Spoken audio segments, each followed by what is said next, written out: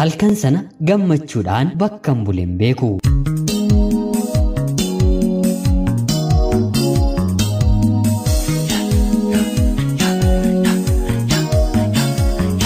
Ani maqaan koo SN jedhama. Kanin dhaladhee guddadhe Arsii Bahaa Aanaa Roobee ganda Indattoo jedhamu keessattidha. Yeroo ammaa kanas biyya Saawud Arabiyaa bakka jedhamtu jiraachaan jira. Jaalalleen tiyyas maqaan ishee FA dhalattuu Arsii Bahaa Aanaa Sudee. Yeroo ammaa kana immoo kan isheen jiraachaa jirtu biyya Dubaay keessadha. Haalli wal baruu keenyaa jalqaba irratti obbolummaani. Osuma baay'ee ishee waliin haasa'uu jaalalli ishee irraa na qabe. Akka ittiin gaafadhu dhabees baay'een cinqame. Yoon ishee gaafadheen na didde cirumaa obbolummaa kana nan dhaba kan jedhu anaan yaaddesse. Yeroon isiin waliin haasa'u gaafachuu nan sodaadha. Nan gaafadha jedheen yeroo hedduu bira deemeen otoon hin gaafatiin hin deebi'a. Haala kanaan otoon dhibbadhus yeroo dheeraan ture. Haa ta'uutii garuu galgala tokko otoon baay'ee dhibbadhu gara baheetti haa bahu jedheen ati mee jaalallee qabdaayii jedheen ishee gaafadhe.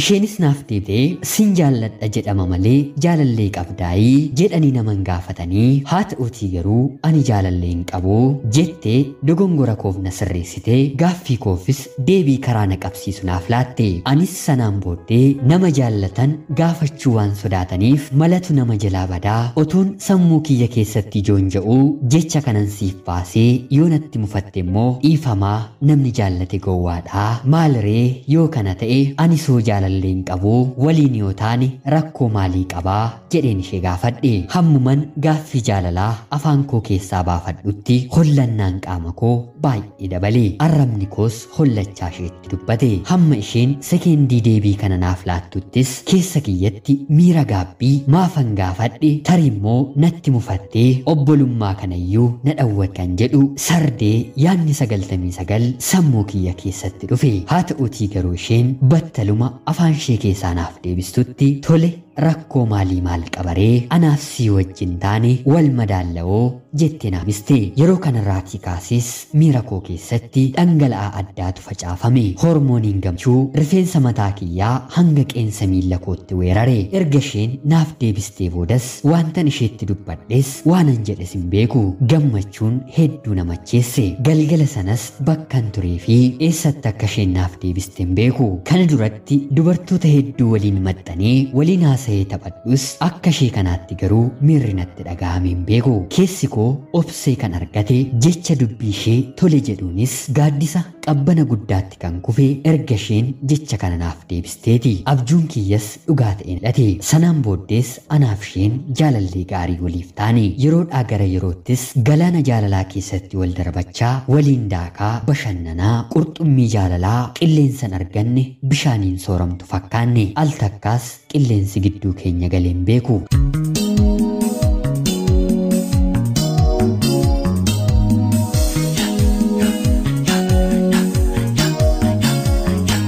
Ta'uutii garuu wanti nama nuffisiisnee fi namatti hin qabbanoofne hin jiruutii. Wanti ho'aa fi baay'ee namatti tolu kun jaalallee koorraa guyyaa gara guyyaatti itti hir'achaa dhufe. Ani bakkaa fi kabaja guddaa kennuufis yerootii gara yerootti garuu amala ishee anatti jijjiirrachuu jalqabde. Yaadota tokko tokkotti walitti buunee wal araarfachuun amala keenya ta'e. Yeroo wal lullu isheetu dursee boo'a. Akka boo'aa jirtu yeroo hubadhus garaan kiyya boora'ee yeroo suma battala araaramna. Imimmaan dhiiraa garaama keessatti boo'a akkuma jedhan anis boo'uu baadhaani imimmaan garaa koo keessaa burqutu garaama koo keessa dhangala'a. Isheenis anaaf kan beektu akka nama garaa jabaataa tokkottis na ilaalti. Ani yeroo mara hiriyaan taanerraa fagaadhu jedheetan ishee gorsa. Dogongora ishee xiqqoo dhaga'uun gurra kiyyaaf baay'ee ulfaata. Akkan dhaga'ettis nan ishee lola nan arrabsasi. Haa ta'uutii garuu jibbeen otoo hin taane jaalalli keenyi bor lafa akka qabatuu fi muffii fi nuffii yaanni hamaa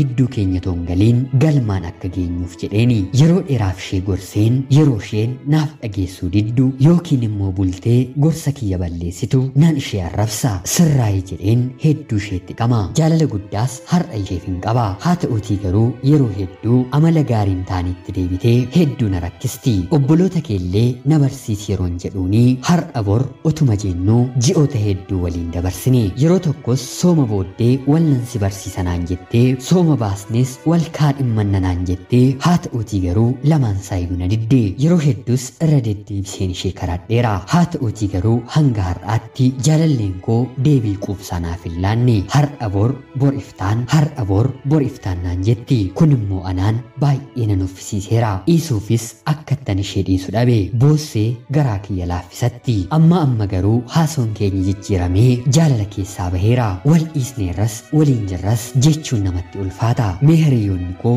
maal gochuu akkan qabu yaada keessan naaf qodaa haala kamiinis toora jireenya kootti galchadheen jiruu koo ishee waliin bareechachuu akkan danda'u gorsa keessan naaf hira rakkadheen isin biran dhufe namni ani jalqabaaf hin jaalladhe anaaf isheedha akka isheen natti dubbattettis yeroo jalqabaatiif namni onnee ishee cabse isheedhaaf anadha mee hiriyoonni koo gorsa keessan naaf qodaa ana obboleessa keessan SE Saawud Arabiyaarraa ulfaadhaa nagaatti galatoomaa.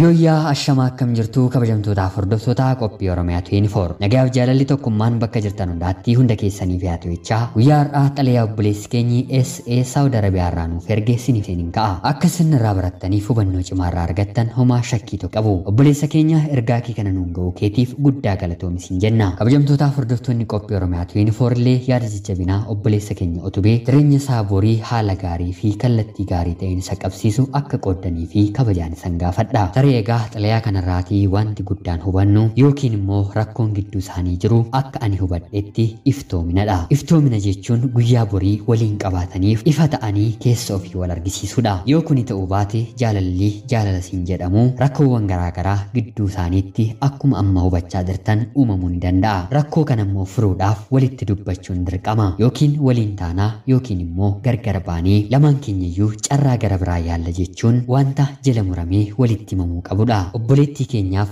akka ati gaafattuuf kanan si gorsu yoo jiraate ati kaayyoon dhumaa ana waliin qabdu maalii jettee akka gaafattuu fi kaayyoon ishee hanga dhumaatti si waliin ta'uu kan barbaaddu yoo ta'e immoo wantoota kanneen irraa ija keettiin tolle irraa akka isheen ofirraa fageessitu jireenya jaalalaa qabdu kamiyyuu si waliin daandii sirrii irratti qabattee akka deemtuuf gorsuu fi atis irraa mirkaneeffachuu kan qabdudha yoo kana ta'uu baate garuu keessumaa jaalala gidduutti qaamni gara biraa kan galu yoo ta'e dhumni isaa gaarii ta'uun yookiin milkaa'uu faata egaan obboleessa koof gaaffii fi yaadni ani qabu kana fakkaata yoo kana goote atis jireenya kee haala gaariin ni deem jedhu yaada siif hin qaba kabajamtootaaf hordoftoonni qophii Oromiyaa 24 illee yaada keessan akka deeggartan kabajaan gaafadha egaan qophiin guyyaa har'aaf siniif qabadheen dhiyaadhe kana fakkaatti guyyaa lama kana baduu kootiif hedduun keessan komentii jalatti na gaafattanii turtanii hunda keessan na iyyaafattanii na gaafachuu keessaniitiif guddaa galatoomaa isiniin jechuun barbaada yeroo dheeraadhaaf walitti fufee hojjechaa waan tureef boqonnaa fudhachuun dirqama waan ta'eef guyyaa lamaatiif isinirraa dabaye yoo natti mufattan dhiifama guddaan isin gaafadha tarii qophii kanarratti illee yaada yoo qabaattan komentii jalatti anaaf illee qooduu hin dandeessu yeroo hundaaf jedhu namoonni chaanalii keenya faaraa taatan illee anaa dhufuu kun Oromiyaa 24 guyyaa guyyaatiin xalayaa jaalala seenaa jireenyaa nama barsiisuu bashannansiisuu danda'u isiniif qabattee dhiyaatti isinillee sabskiraayib gochuun maatii keenya erga taatanii booddee xalayaa jaalalaa yookiin seenaa jireenyaa nama barsiisuu nama bashannansiisuu fi nama bohaarsuu yoo qabaattan karaa teelegiraamii karaa lakkoofsa bilbilaa duwwaa 97 naaf erguun irratti hirmaachuu ni dandeessu hanga yoonaattis yeroo keessan naaf kennitanii qophii garaagaraa hordofuu dandeessanii qophii kana yeroo hundaa hawwiidhaan eeggachaa kan na hordofaa jirtan hunda keessaniitiif galanni koo guddaadha qopheessuuf qindeessuun yeroo hundaa isin waliin kanan jiru ani Gammachiis Tashoomeeti qophii gara biraatiin illee guyyaa borii hanga walitti deebinutti rabbi bakka jirtan maraan fayyaaf nagaa isin haa laatu horaa bulaa